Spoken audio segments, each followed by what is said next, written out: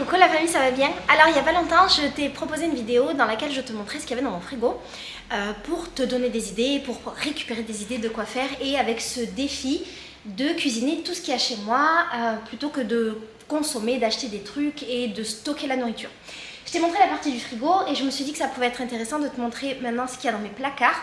Il n'y a pas énormément de choses, mais ça peut être intéressant pour que tu puisses voir comment je vis en tant que Française expatriée, comment je me nourris et également que ça puisse nous donner des idées. Et puis si jamais toi tu arrives à faire des liens entre ce qu'il y a dans le frigo et ce qu'il y a dans mes placards, qu'on arrive à trouver des idées, c'est le top. J'ai pas énormément de placards dans lesquels je stocke la nourriture, ça se stocke plutôt là et j'ai des choses en haut. Je vais commencer par te montrer ce qu'il y a en haut et après je te montre ce que j'ai en bas. Alors, je me mets toute petite comme ça, tu vois. Moi, je stocke beaucoup la nourriture en dehors des boîtes. J'ai du mal à acheter en vrac au Brésil parce qu'on n'a pas du vrai vrac. Tu vois, dans mes vidéos de course, on a un espèce de vrac, mais c'est pas du vrac pour faire du vrac, c'est du vrac pour pouvoir acheter des quantités qu'on veut. Parce que les gens ont besoin d'acheter des petites quantités, le coût de la vie est très très cher et les gens n'ont pas beaucoup d'argent. Donc c'est plutôt pour ces raisons-là que pour des raisons d'écologie. Et qu'est-ce que je veux dire? J'achète pas mal là-bas en vrac, je reçois dans des sacs en plastique. Et malheureusement, j'ai pas beaucoup l'occasion d'aller sur place pour acheter avec mes propres sacs. Pendant longtemps, ces magasins de vrac n'acceptaient pas vraiment qu'on vienne avec nos pots, donc j'arrivais pas à faire du vrai vrac. Mais j'ai vu dernièrement que j'avais reçu en cadeau quand je commandais. Je commande beaucoup sur une application de commande, on fait beaucoup ça à Rio. Quand je commandais, je recevais des petits sacs à vrac en tissu. Donc je me suis dit que peut-être ça allait évoluer, que peut-être maintenant je pourrais y aller et acheter mes propres trucs en vrac. La seule question, c'est la question du temps. Je manque énormément de temps pour pouvoir aller faire mes courses et c'est plus facile pour moi de les commander. Mais pourquoi pas le mettre en place plus tard. Du coup, dans mes pots, j'ai toujours du sucre. Tu le vois là, j'ai deux types de sucre. J'ai du sucre mascarpone, je crois que ça s'appelle comme ça. Tu sais, le sucre, le vrai sucre, pas du tout raffiné et assez brut avec un goût assez fort. Et je l'utilise dans certaines recettes, ou bien je peux l'utiliser quand je bois du thé ou ce genre de choses. Ça dépend quel thé. Par exemple, avec un thé à la vanille, je vais pouvoir l'utiliser, mais avec certains thés, je ne vais pas pouvoir l'utiliser parce que c'est un goût qui est trop, prononcé. J'ai du sucre normal. Généralement, je prends dans les deux du bio. Ici, j'ai toujours dans mes boîtes de la farine et de la maïzena, qui font partie de la base de mon alimentation et de l'alimentation de beaucoup d'humains. J'ai toujours de la farine parce que je cuisine avec la farine et que je fais pas mal de gâteaux. Ici, j'ai mes réserves de pâtes. Alors, j'achète pas 10 000 types de pâtes. J'achète pas vraiment les pâtes brésiliennes parce que je trouve qu'elles n'ont pas de goût et qu'elles sont pas très bonnes. C'est très pâteux. Du coup, j'ai pris l'habitude d'acheter la marque Barilla que je paye un peu cher par rapport à ce qui s'achète ici. Mais je préfère parce que je prends beaucoup plus de plaisir à les manger et que ça me rend beaucoup plus heureuse et ça ressemble plus aux pâtes qu'on a l'habitude de manger nous en France. Donc j'achète toujours une ou deux références différentes que je stocke et voilà. J'ai également du bicarbonate qui est la base pour tout, pour le ménage, pour la vie, pour la nourriture, pour tous les problèmes du quotidien. Je ne fais pas encore vraiment mon ménage avec parce que je suis revenue à des produits industriels. J'avais pas de temps avec le déménagement, tout ce qui se passait dans ma vie, mais je vais revenir un petit peu à ce mode de vie un peu plus sain et sans trucs industriels et sans plastique, donc patience, ça revient. Également, la base, ici quand on est au Brésil, c'est des noix du Pará. Les noix du Pará, c'est des noix qui viennent d'une région du Brésil qui s'appelle le Pará. Elles sont comme ça, elles sont énormes, c'est super bon et c'est très très riche, on peut faire plein de trucs avec. Et moi notamment, j'ai fait un pesto il n'y a pas très longtemps avec. Aussi, un produit bien brésilien, c'est de la poudre d'açaï. L'açaï, c'est un fruit brésilien qui fait partie de la base de l'alimentation de toute une région du Brésil. Et nous, à Rio, on le mange beaucoup sous forme de glace. Et en fait, j'ai acheté de la poudre d'açaï parce que je me suis dit que j'allais pouvoir essayer de faire des trucs avec. Je ne sais pas si je vais y arriver parce que c'est pas un produit que j'ai l'habitude d'utiliser. Mais j'ai envie d'essayer et donc comme je t'avais dit dans la précédente vidéo sur ce qu'il y avait dans mon frigo, j'ai envie d'essayer de faire des trucs, de cuisiner des choses et on va essayer ensemble. Ça veut pas dire que je vais réussir, je vais essayer, on va voir ce que ça donne. Également j'ai toujours des pots comme ça avec macadamia, noisettes, des graines, des trucs à grignoter. Bon là il faut que je les remplisse.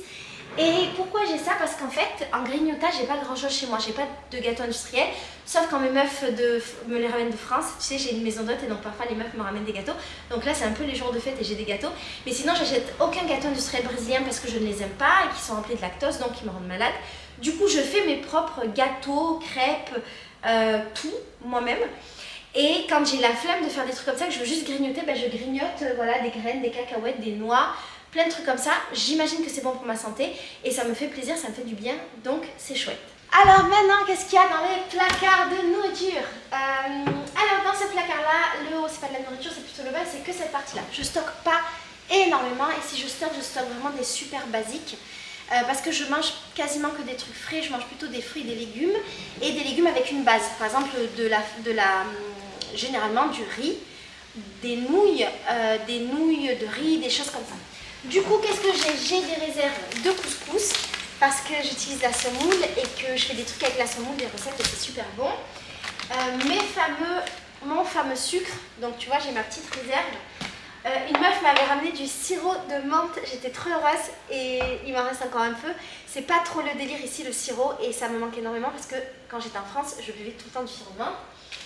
J'ai toujours des réserves de farine sur moi. Tu vois que la farine ici elle est dans des sacs, c'est super bizarre pour nous les Français parce qu'on n'a pas cette habitude là d'avoir des trucs comme ça dans des plastiques. Également j'ai plein de réserves de riz. Je n'achète pas le riz brésilien parce que je l'aime pas. Et je trouve qu'il n'a pas très bon goût et donc j'ai tendance plutôt à acheter du riz basmati ou du riz thaï et je les paye très cher parce que c'est un produit d'importation mais ça me rend beaucoup plus heureuse. Donc j'ai acheté ce riz là qui s'appelle du riz arborio, c'est le riz pour faire des... comment ça s'appelle le truc italien, comment ça s'appelle?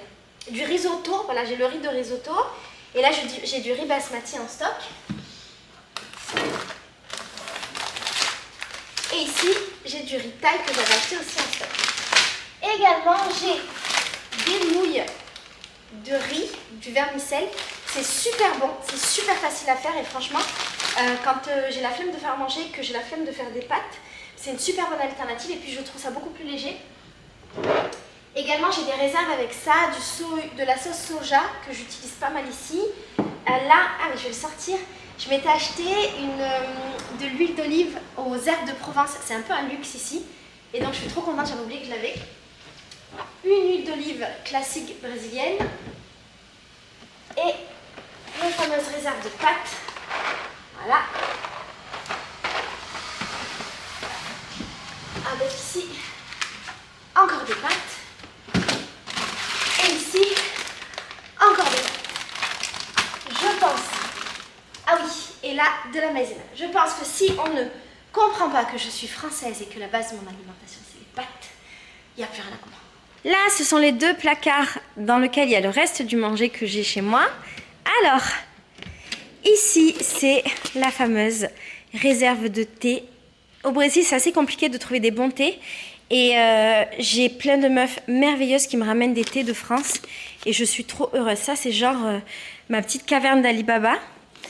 Et également ici, plein de thés que les filles m'ont ramené de plein de marques que je connais pas mais qui ont l'air très bien. Ça c'est super bon. Et donc ça c'est vraiment genre ce qui me rend hyper heureuse. Là normalement c'est mon placard à gâteaux. Et quand des Françaises me ramènent des gâteaux, là c'est tout rempli. Un peu de chocolat, du thé, ce thé est merveilleux d'ailleurs, du miel brésilien. Et également une fois, une fille m'a ramené ça que je garde précieusement. C'est du Nutella vegan et comme moi je ne peux pas manger de lactose, ça m'arrange beaucoup parce que j'ai pas d'option ici. Et là j'ai un peu de café qui n'est pas à moi mais que j'ai gardé au cas où. Ici, et ce sera la fin de mes courses. J'ai un pot avec des granolas. La vérité, je sais pas trop comment les utiliser. En fait, chaque fois que j'achète des pains de queijo c'est des petits pains au fromage qu'on achète beaucoup au quotidien. On me donne des granolas et en fait, je les garde et ça me constitue un pot, mais je sais pas vraiment comment utiliser ça. Du lait concentré sans lactose, ça fait partie de la base de l'alimentation brésilienne, bon avec du lactose. Et je l'utilise pas énormément, mais je le garde quand même au cas où. Ici, j'avais acheté ça du truc balsamique, miel et orange, c'est très bon. J'ai plein de comment on dit ferment, de la levure boulangère pour pouvoir faire mes gâteaux, de la levure chimique pour faire mes gâteaux. J'ai acheté du tahini. Je crois que ça s'appelle comme ça ici au Brésil. En France aussi, ça s'appelle comme ça. Et en fait, ça va me servir pour faire mon premier houmous de toute la galaxie. Du thon. C'est un des rares trucs, je crois le seul truc en conserve que j'achète. J'en achète un petit peu en ce moment, j'ai un peu la folie du thon. Là, c'est quoi? Bon, c'est des réserves. Ici, je m'étais acheté ça, de l'eau de rose, parce que j'ai pas de truc là qu'on a en France. Comment ça s'appelle? Ça va me revenir. Et donc, je me suis dit que j'allais cuisiner avec, mais je l'ai pas encore utilisé. Je sais pas trop comment ça marche. Ah oui, de l'eau de fleurs d'oranger. Là, encore des pâtes. Là, encore des pâtes. Ça s'appelle les yakisoba. C'est des nouilles de riz, il me semble. Et qui permettent de faire comme des nouilles sautées. C'est super bon. Là, encore des nouilles. Ici, j'avais acheté ça. C'est de la protéine de soja pour faire à manger. Je ne sais pas du tout l'utiliser. Et donc, il faut que je découvre comment ça marche pour pouvoir en faire. Peut-être dans les pâtes, les sauces, les trucs comme ça. Là, c'est mes pois chiches pour faire le houmous.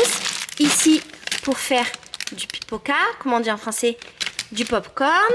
Là, de la sauce de yakisoba, c'est la sauce qui va avec ça. C'est une sauce très industrielle, mais très bonne.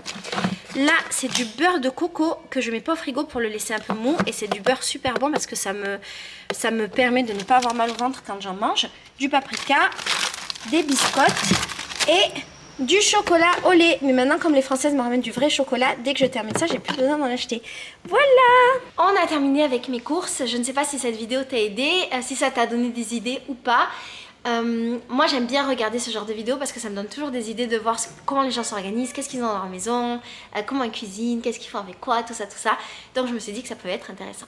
Voilà, je te fais des gros bisous, je te dis à bientôt. Et si tu as des idées de ce que je peux faire avec tout ce que je t'ai dit, surtout tu me dis, d'accord?